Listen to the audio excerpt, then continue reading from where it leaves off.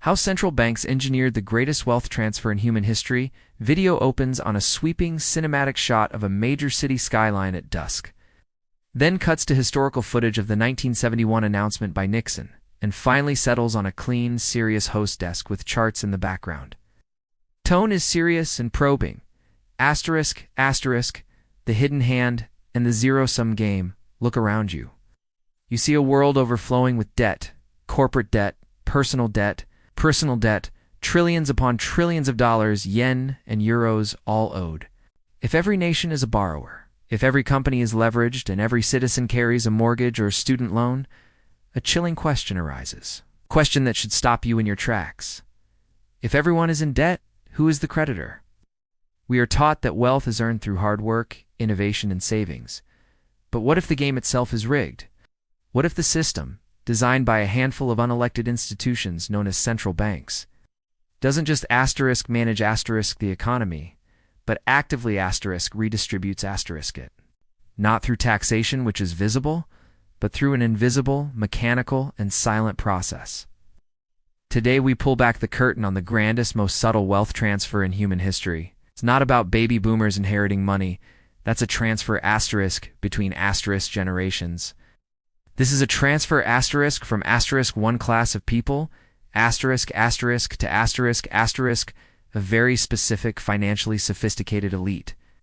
And it's all thanks to one secret: the power to create money out of nothing, and the devastating consequences of putting a price on that privilege. Setting the stage, the Golden Cage and the Great Escape. To understand this modern financial paradox, we must go back to a time when money was not a belief system, but a physical promise.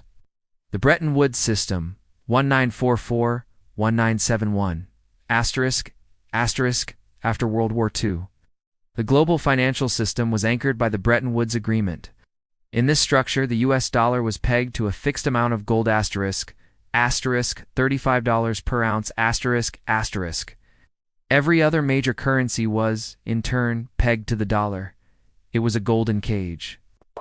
It meant that the power of the Federal Reserve and other central banks was constrained.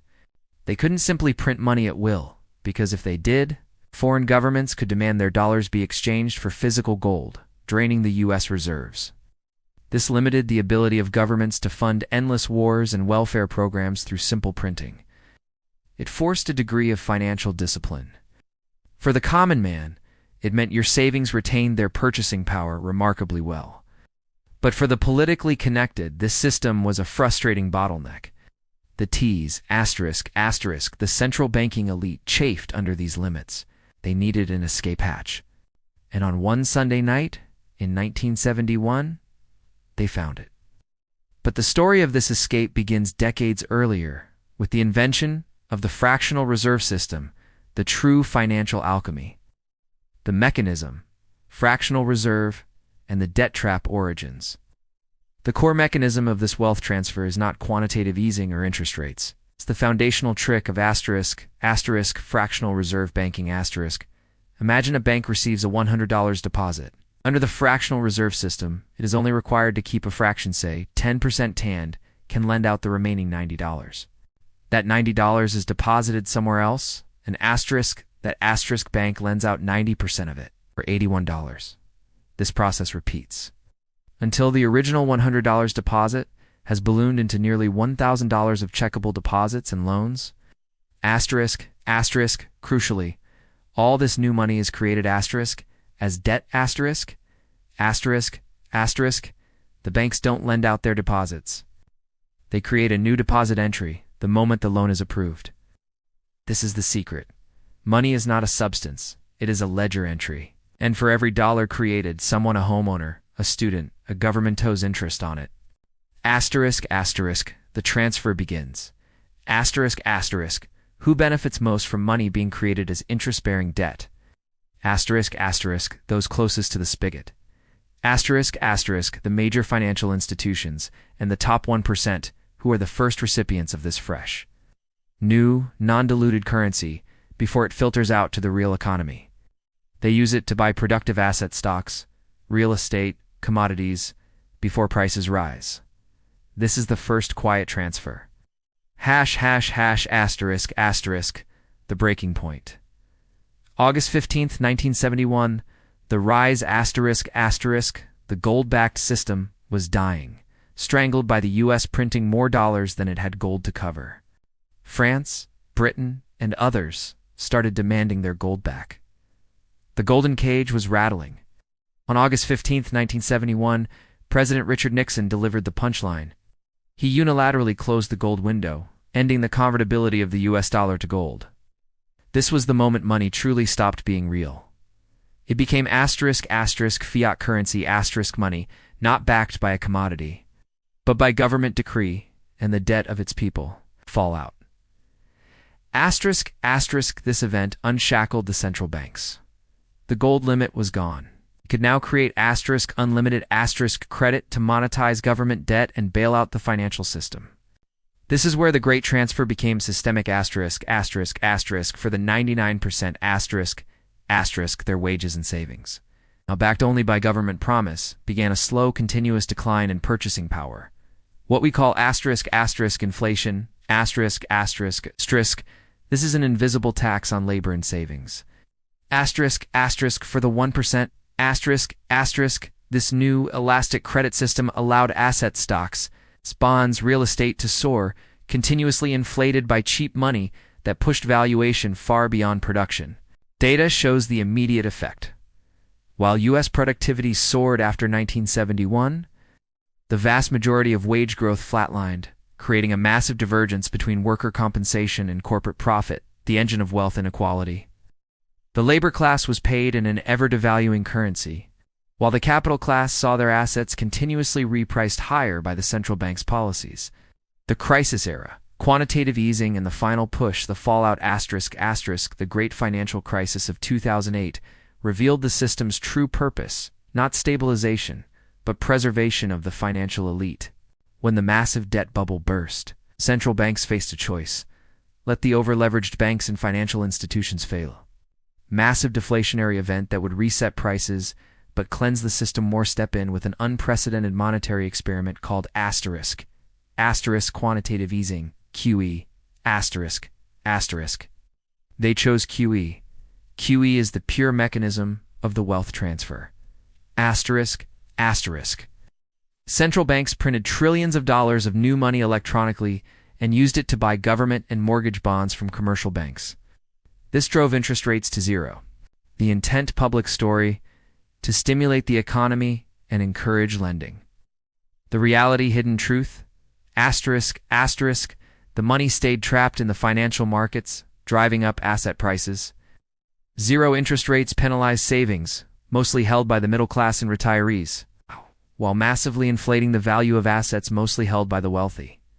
Look at the numbers. Since 2008, the net worth of the top 1% has skyrocketed, primarily due to soaring stock and bond markets, the very assets central banks were buying. The lower and middle classes, who primarily hold their wealth in the form of labor and cash savings, have seen their financial stability eroded by zero-rate policy and subsequent inflation. This single policy decision, QE, poured fuel directly into the asset class fire, cementing the greatest wealth transfer in modern history. Modern parallels and repeating patterns: this pattern is now the operating manual. When economic trouble hits, the central bank intervenes, and the primary consequence is a widening gap between those who own assets and those who sell their labor. The pandemic response was a replay on steroids: massive fiscal spending monetized by central bank balance sheet expansion. The result? The wealthiest saw their net worth increase by trillions, while inflation, the direct result of excessive money printing, is now disproportionately crushing the purchasing power of the poor and middle class. Shocking data point. In the United States, the top 10% now own approximately 70% of the nation's total wealth. This is not an accident of free market capitalism. It is a mathematical inevitability of a financial system where the cost of borrowing is real suppressed, and new money flows exclusively through the channels of asset ownership. It is the central bank's permanent policy not of managing price stability, but of asset price stability, for the financial institutions they serve. The paradox of our modern economy is that high asset prices, the central bank's goal, because collapsing markets would destroy the bank's balance sheets. The public pays the price through the stealth tax of inflation and permanent wage stagnation. The final takeaways in the warning this story is not about villainy. It's about a flawed mechanical incentive structure The central bank, in its pursuit of stability, has created the most powerful engine of inequality ever devised. Here are your 3 key takeaways. 1. Inflation is the invisible tax. Understand that inflation is the mechanism through which the wealth of savers and workers is slowly and legally transferred to debtors, governments, and asset owners. 2. Debt is the product, not the tool. The system requires continuous debt creation to function. Money is debt, and the interest paid on that debt is the ultimate profit center for the financial system. Labor cannot outrun monetary policy. Hard work and savings alone cannot overcome a system designed to continuously devalue the currency in which you are paid and saved. The open-ended thought, the entire modern economy rests on the premise that global debt can always be serviced by global growth.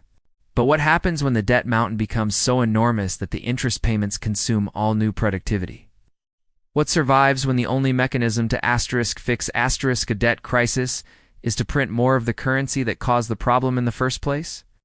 The next time you hear a central banker speak of price stability or managing the economy, remember this: the greatest secret in finance is that the system they manage is one of perpetual financial engineering, where your security is quietly and continuously sacrificed to preserve the structural integrity of the ruling financial class. Natural call to action. If this revelation challenges your assumptions about money, you need to understand the true financial endgame. Hit the like button. Subscribe for more breakdowns of the hidden financial world. Tell me in the comments, what is the single most important asset the middle class should own to protect themselves from this engineered transfer?